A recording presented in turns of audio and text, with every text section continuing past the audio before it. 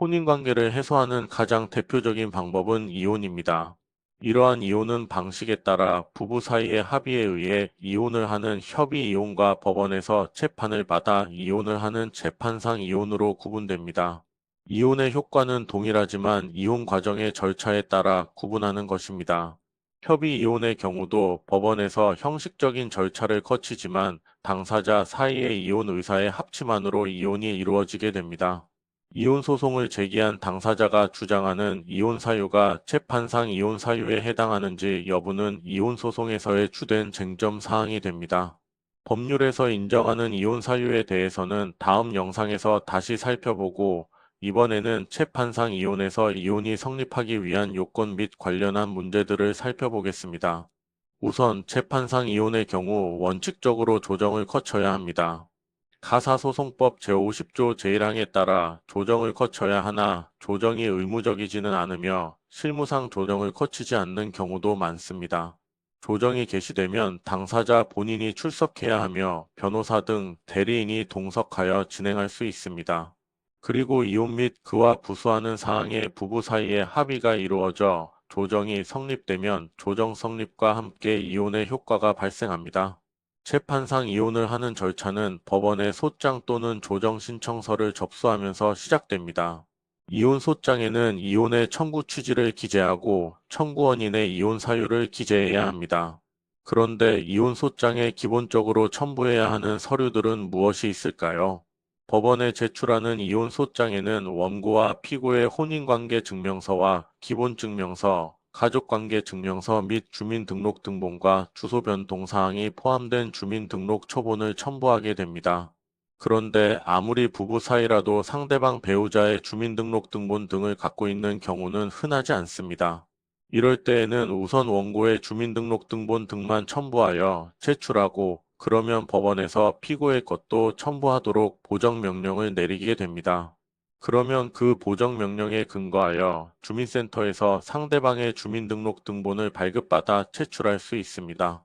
한편 의사능력이 없는 피성년 후견인은 이혼 소송을 제기할 수 있을까요? 피성년 후견인은 예전에 금치산자라고 불렸는데, 정신적 제약 등으로 사물을 처리할 능력이 지속적으로 결여된 사람을 말합니다. 피성년 후견인은 스스로는 소송 등 법률 행위를 할 수 없고 법정 대리인인 성년 후견인이 대신 처리하는 것이 원칙입니다. 그리고 이것은 이혼 소송에서도 동일합니다.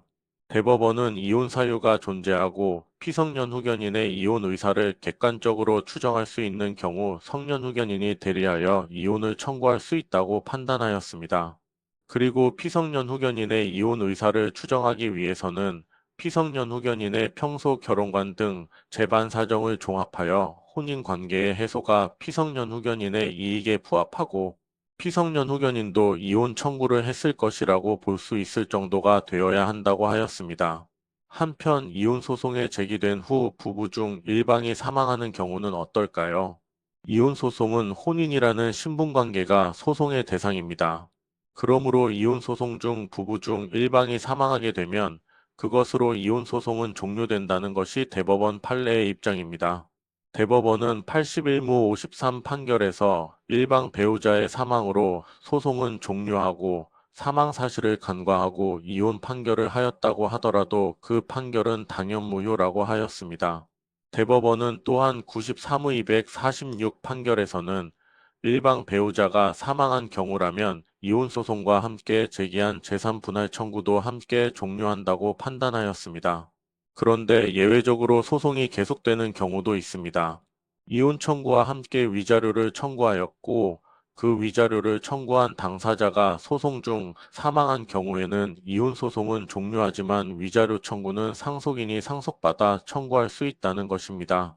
대법원은 91무 143 판결에서 이와 같이 위자료를 청구한 당사자의 사망에도 불구하고 위자료 청구권은 양도 또는 상속이 가능하다고 하였습니다. 이럴 경우 이혼 소송에서 이혼 청구 부분은 종료하지만 위자료 청구 부분은 상속인이 상속받아 계속 진행할 수 있습니다. 즉 부인 갑이 자식 을을 둔 상태에서 남편 병을 상대로 이혼 청구와 위자료 청구에 소를 제기한 후 소송 중 사망한 경우라면 자식 을은 합의 위자료 청구 부분은 승계하여 소송을 계속할 수 있는 것입니다. 또한 이혼을 청구하는 것이 아니라 이혼 판결을 이미 받은 상태에서 이혼 판결이 부당하다고 하여 재심을 청구하는 경우에는 배우자 일방의 사망으로 이혼 소송이 종료되지 않습니다. 이는 이혼이 아닌 혼인 지속을 구하는 것이 소송의 목적이고 배우자 일방이 사망하였더라도 혼인이 지속되는 것으로 판결이 나온다면 그에 따라 상속 등 후속 문제가 결정되기 때문입니다. 대법원은 90무 1135 판결에서 이혼 소송의 재심 중 배우자 일방이 사망한 때에는 검사가 소송을 승계해야 한다고 판단하였습니다. 이처럼 재판상 이혼의 절차와 그 과정에서 문제되는 사항들을 살펴보았습니다. 다음에는 부부 양 당사자 중 일방은 이혼을 원하지 않아 이혼 소송을 제기할 때 법률에서 규정하는 이혼 사유는 무엇이 있는지 살펴보겠습니다.